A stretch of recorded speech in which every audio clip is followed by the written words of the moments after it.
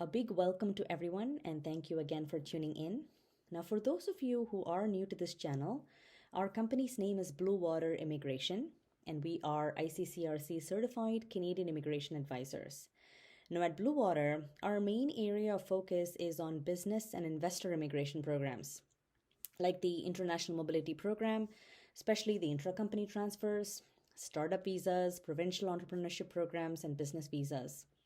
In today's video, though, I will be talking about the International Mobility Program, specifically focusing on the C11 LMI exemption code, which is specifically for entrepreneurs, business owners, and self-employed candidates wanting to operate a business in Canada.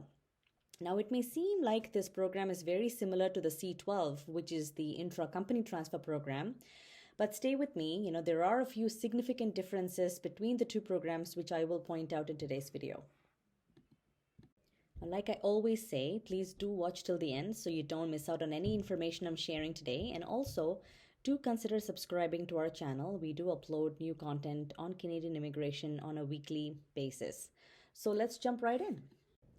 The International Mobility Program has several different LMI exemption codes, which comes under the Canadian Interests R205A. But in this video, like I said, we're just going to focus on the C11. Now, the main reason behind this video today is because we're speaking to so many clients who are actually a better fit for the C11 program, but they call us after already making up their minds about the ICT Visa program. Everybody wants to go for the ICT. On a funny note, I always feel like no one talks about the C11 because the program doesn't have a fancy name, like the Intra Company Transfer or the Startup Visa. So I think it often gets overlooked by many. Anyhow, jokes aside, I know it's no surprise that we see a huge demand for the ICT Work Visa application. Obviously, because it's a perfect fit for companies looking to set up a branch, subsidiary, or affiliate in Canada while they have their business still in operation abroad. In several other videos, I've explained in detail what the ICT Work Visa is all about. So in today's video, let's strictly talk about the C11s. What really is the C11? Let's talk about the why, how, and who of this program so you have a clear picture and you can also, to a certain extent, self-determine if you qualify. The exemption code C11 under the IMP, which is the International Mobility Program, lets entrepreneurs, business owners, and self-employed people apply for a work permit that does not require an LMIA. So in simple words, it's LMIA exempt, very similar to the ICT work permit. Now, as seen in this diagram here, the C11 work permit is for two types of business owners. The first group is for those who want a temporary entry into Canada based on their business plans and career. And the second group seeks the C11 work permit in the context of entrepreneurial or self-employed permanent residence program. Now, whether you're looking for the temporary entry or the permanent residence route for the C11 work permit, you need to keep in mind the following when you are putting your application together. Now, it may seem simple, and it is quite simple, but the two main aspects that you will need to absolutely prove to the immigration officer in this application are that you own a business yourself or are self-employed with a viable business plan and resources. And the second is that the business you operate can bring considerable economic or social and cultural benefits to Canadian citizens. In a little while, I will talk about what the significant benefit to Canada really means. So if you are able to prove these two facts with a ton of evidence, then your C11 work permit will be awarded. So now let's talk about who qualifies for the C11 work permit. Now, it is important to understand that simply owning a business in your home country is just not enough to qualify for the C11 work permit. Now, if you really want to improve your chances to qualify, you need to know exactly what the immigration officers usually look at to determine if an applicant is eligible. So some of the things to consider, for example, are they look at the applicant, if the applicant has experience in setting up successful businesses, or do they have the resources to purchase an existing Canadian business and make it profitable. Another thing to look at would be whether the applicant is starting a business from scratch or purchasing an existing business. Does the applicant have at least 50% ownership of the business in Canada? It is also important to have a well thought out business plan that is realistic and practical, more importantly. The applicant can create a set of activities that can benefit Canada and Canadians in a variety of fields. And something else to look at would be the applicant has done enough groundwork to establish their business in Canada. For example, do they have enough proof of funds, or have they secured finances for their Canadian establishment? Do they have a staffing plan ready? Have they shortlisted a location to buy, or have they signed a lease agreement? All of this has to be done before a C11 work permit is applied for. Now, similarly, they must also have started developing a network of Canadian associates, potential clients, suppliers, vendors. They have to show ownership documents in Canada, get a business number, etc. So if an applicant is able to fulfill all of these above requirements, chances of rejection is actually very slim. Now let's talk about what this significant benefit to Canada really means. Sometimes the C11 work permit gets approved or rejected based on its significant benefit to Canada requirement that I have been talking about all along.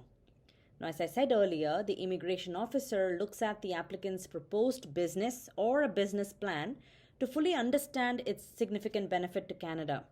I'd summarize it in 3 main points what the significant benefit really means.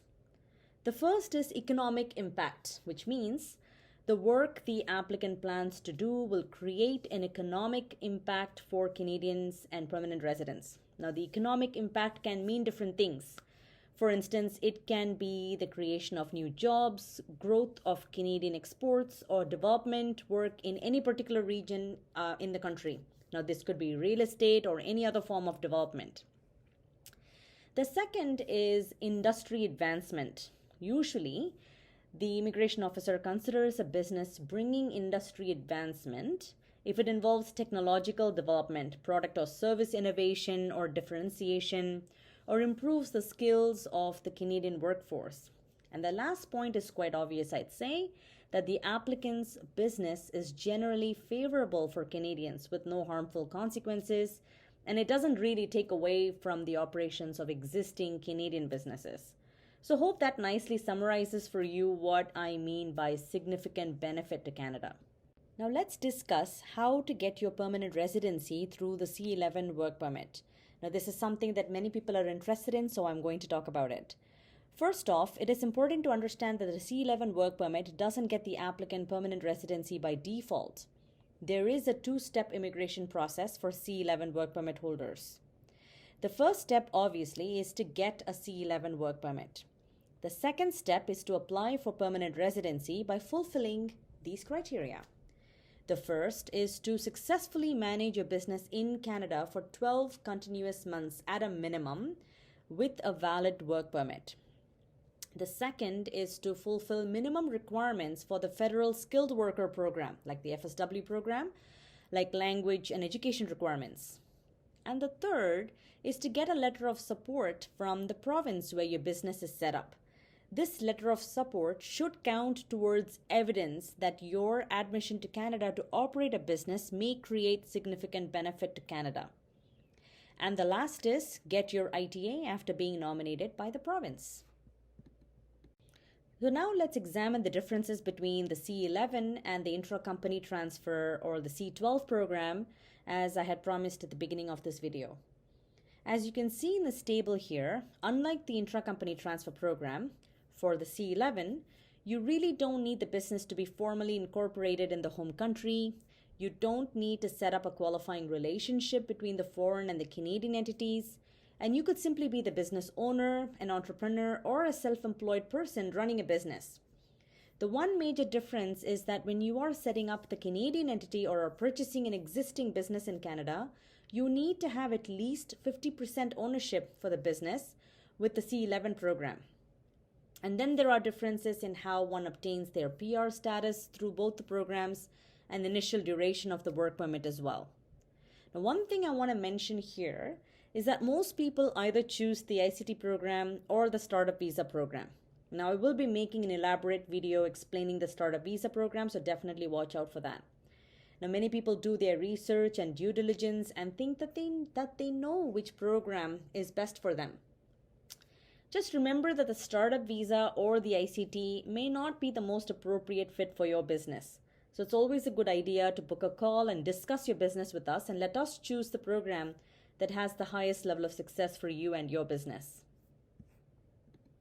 Having said that, I'd like to thank you very much for watching, and if you found this video helpful, please click the like button, and again, do consider subscribing to our channel so you're up to date with everything related to Canadian immigration. Ciao.